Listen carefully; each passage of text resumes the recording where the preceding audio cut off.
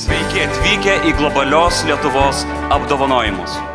Šis apdovanojimas, kurį kažkada sugalvojome prieš 4 metus, išliko mums labai svarbus, nes tai reiškia jungti su Lietuva, tai reiškia jungti su Lietuvos žmonėmis, tai reiškia, kad Lietuva yra tikrai globali ir didelė. Noriu palinkėti, kad ir kur bebūtumėme, junkimės į stiprų tarptautinių profesionalų tinklą Lietuvai ir kurkime ją drauge. Be galo smagu pristatyti tokią nominaciją, kuri yra puikus įrodymas to, kad drąsiai svajodami sukūrėme daug gerų idėjų, daug dirbdami, tas idėjas sugebame pritaikyti ne tik Lietuvoje, bet ir užsienyje.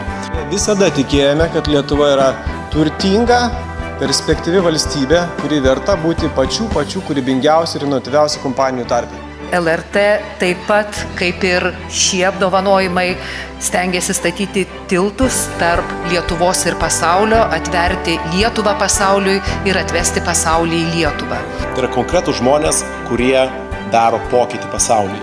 Ir tai yra būtent telkiančioji lyderystė, ko mums ne tai, kad šiais laikais, bet visą laiką reikėjo, reikia ir reikės. Pasaulis kaip niekad yra atviras ir lietuvių jame yra daug. Kiekvienoje šalyje, kiekvienoje srityje sutiksime profesionalus, besimokančius, įgyjančius patirtį, darančius karjerą, kaupiančius kapitalą ir labai džiugu, kad jie randa kelią atgal į tėvynę. Mes dirbam labai daug pritraukdami užsienio investuotojus į Lietuvą ir tie užsienio investuotojai dažniausiai netiki to, ką pasakoja lietuviai. Jie nori paklausyti to, ką pasakoja jų tautiečiai, žmonės suprantantis su kultūra.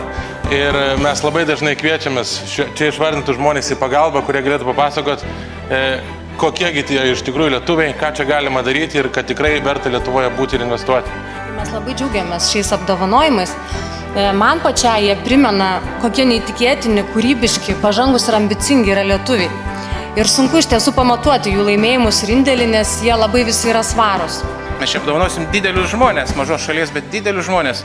Kas galit paneigti, kas yra didelis žmogus Lietuvoje, kuris už viso gyvenimo nuopelnus tikrai vertas padėkoti ir jį tikrai pasveikinti, kas tikrai yra didelis.